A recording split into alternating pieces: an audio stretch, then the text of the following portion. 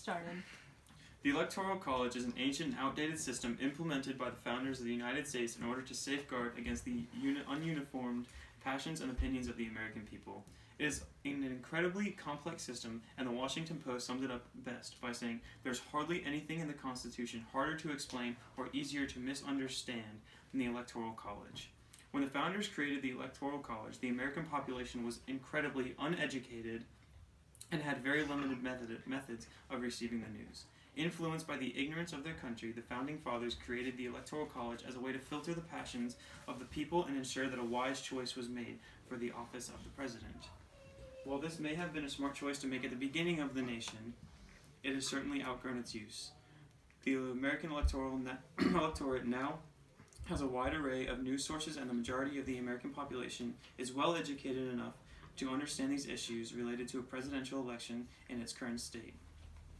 The Electoral College twists the desires of the American people and corrupts the presidential campaign process at an unacceptable degree. The United States should abolish the Electoral College and use the popular vote to determine the presidential elections because it will rid of many issues of the Electoral College. It will strengthen the country's democracy, and it will accomplish a bipartisan action that the majority of the Americans want. The current electoral system set up by the Electoral College is essentially the exact same one created by the Founding Fathers at the Constitutional Convention in 1787. For a rapidly changing country, this key factor in its democracy has hardly been adjusted or reformed at all. Perhaps the most glaring flaw in this complex system is the fact that 5 candidates have been elected President of the United States without winning the vote of the people. This happens because all states except for Maine and Nebraska use a winner-take-all system to award electoral votes in presidential races. Under this system, the candidate who wins even the slightest majority in a state is awarded all of their electoral votes. Since some states receive more electoral votes than others, analysts calculate that it is hypothetically possible for a particular strategic candidate to win the presidency with only 21.8% of the popular vote. While the odds of this happening are slim, it is still shocking that the current system would allow someone to assume the highest office in the country with the support of less than 1/4 of the nation. Supporters of the Electoral College argue that it prevents high population urban areas from determining the outcome of every presidential election, and that using the popular vote would disenfranchise rural areas. This argument is invalid for a number of reasons. First, the current electoral system actually gives an advantage to citizens of low population states over those who live in high populated areas. In fact, an individual vote in the state of Wyoming is worth 4 times as much as an individual vote in Texas due to the fact that its low population means that the individual voters are more likely to influence the outcome of the election. As the Huffington Post wrote, by giving smaller states more electoral votes per person than larger states, disparity was created across the nation. With the Electoral College, the value of vote depends on what state a person lives in.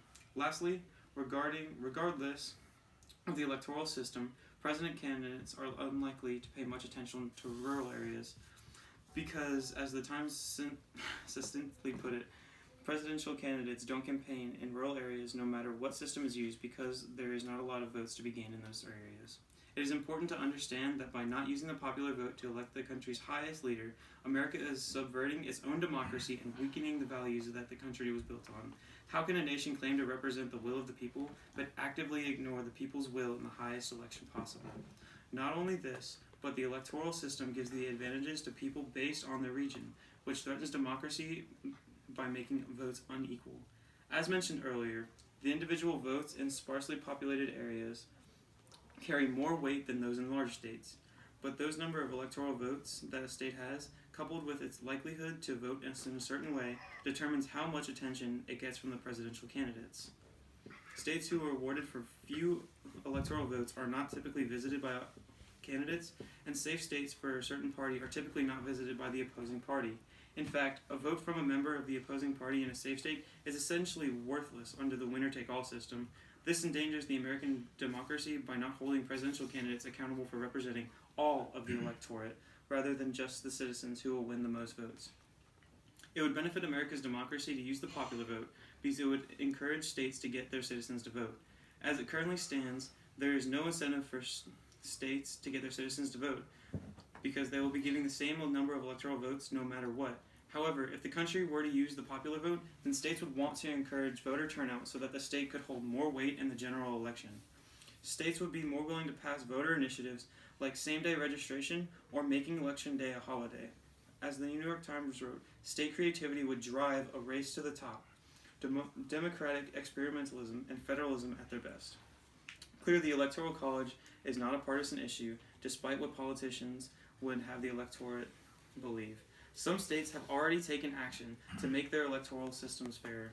Maine and Nebraska have passed laws to distribute their electoral votes based off of congressional districts, which gives them more representative votes to candidates instead of a winner-take-all system.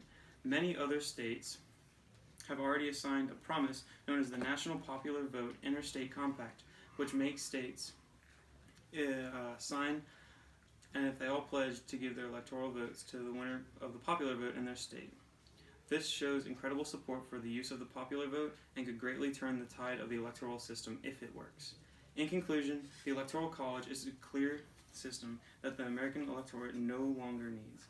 It is an institution that has failed and misrepresented the people for far too long and must be abolished. The country must begin to use the popular vote to determine presidential elections instead of the Electoral College, because it is what the majority of Americans want, and it will strengthen democracy and eliminate the issues of the current electoral system.